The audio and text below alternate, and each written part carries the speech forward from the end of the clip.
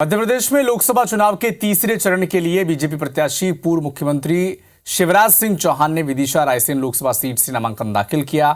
ये seat BJP की सबसे मुफीद सेफ सीट मानी जाती है।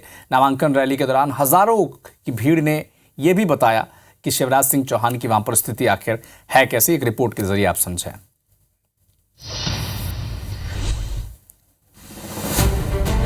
विदिशा रायसेन संसदीय क्षेत्र मेरे बचपन का झूला, जवानी की फुलवारी और बुढ़ापे की काशी है। विदिशा रायसेन लोकसभा सीट के बीजेपी उम्मीदवार पूर्व सीएम शिवराज सिंह चौहान ने रायसेन कलेक्ट्रेट में नामांकन दाखिल करने जाने से पहले भोपाल के 74 बंगला स्थित घर में पूजन अर्चन किया। उनकी पत्नी साधना सिंह ने उन्हें तिलक लगाया और आरती उतारी। इसके बाद मीडिया से बातचीत में उन्होंने कहा कि मैं सौभाग्यशाली हूं कि प्रधानमंत्री नरेंद्र मोदी और भाजपा अध्यक्ष ने मुझे विदिशा से चुनाव लड़ने का मौका दिया। मैं यहीं पैदा हुआ, मेरा नरा भी यहीं गड़ा है। बचपन से यहीं की जनता के लिए संघर्ष किया, पहले आंदोलन करता था। इसी धरती पर मैंने आंदोलन प्रारंभ किए और बाद में पार्टी का काम करते करते यहीं से मैं विधायक बना, सांसद बना और जब भारतीय जनता पार्टी की सरकार में मुख्यमंत्री बनने का अवसर मिला तो क्षेत्र के विकास में मैंने कोई कसर नहीं छोड़ी। पत्नी साधना सिंह के साथ रायसेन पहुंचे शिवराज सिंह चौहान का जमकर स्वागत हुआ। यहाँ दशहरा मैदान में उन्होंने सभा को भी संबोधित किया। शिवराज ने कहा कि इस इलाके के लोगों से उनका पारिवारिक रिश्ता है। मैं तो यही प्रार्थना करता हूँ कि बार बार इसी जनता के बीच में जन्म लूं और बार बार इसकी सेवा करके अपने जीवन को धन्य बनाता रहूं। जनता के प्यार और आशीर्वाद के लिए और पार्टी को अवसर देने के लिए मैं बहुत बहुत धन्यवाद देता हूँ। अब वो तो जनता तय करेगी। अपने दिमाग में तो सेवा के अलावा कुछ नहीं है। सेवा और विकास। हाँ, मैं उत्साहित इसलिए भी बहुत हूँ कि प्रधानमंत्री श्रीमान नरेंद्र मोदी जी ने विकसित भारत बनाने का संकल्प लिया है। उनके नेतृत्व में तेजी से उस दिशा में काम हो रहा है। मुझे भी सांसद के रूप में विकसित भारत के निर्माण में गिलहरी की तरह योगदान देने का अवसर मिलेगा। जनसभा को संबोधित करते हुए शिवराज सिंह ने कहा कि मैं नेता नहीं हूं, मैं तो आपका भाई हूं और बच्चों का मामा हूं।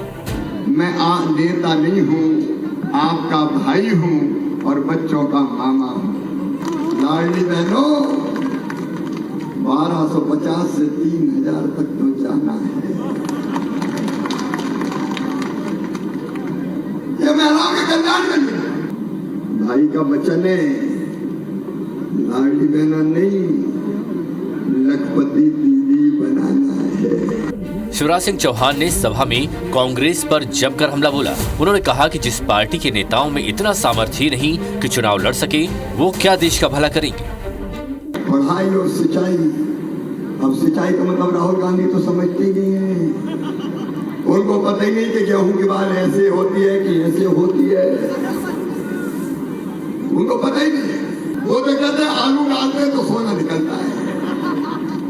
ऐसे लोग नहीं कर सकते। जनसभा को संबोधित करने के बाद शिवराज सिंह चौहान नामांकन भरने के लिए दशहरा मैदान से रैली के साथ रवाना हुए। दशहरा मैदान से कलेक्टर कार्यालय तक हजारों लोगों का हुजूम उनके साथ मौजूद रहा। जगह जगह उनका भव्य स्वागत हुआ।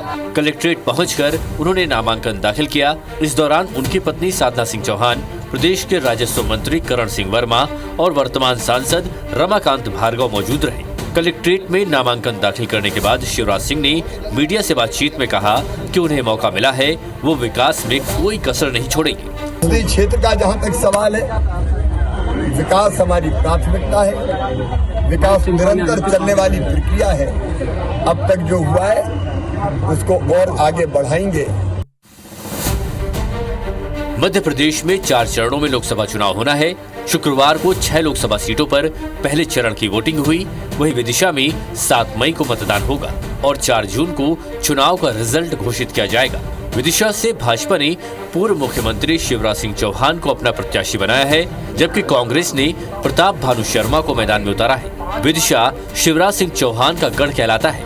ऐसे में प्रताप भानु शर्मा के लिए विदिशा का किला फतेह करना किसी चुनौती से कम नहीं है। हरप्रीत कौर रीन के साथ संतोष मालवीय, IBC 24, रायसेन।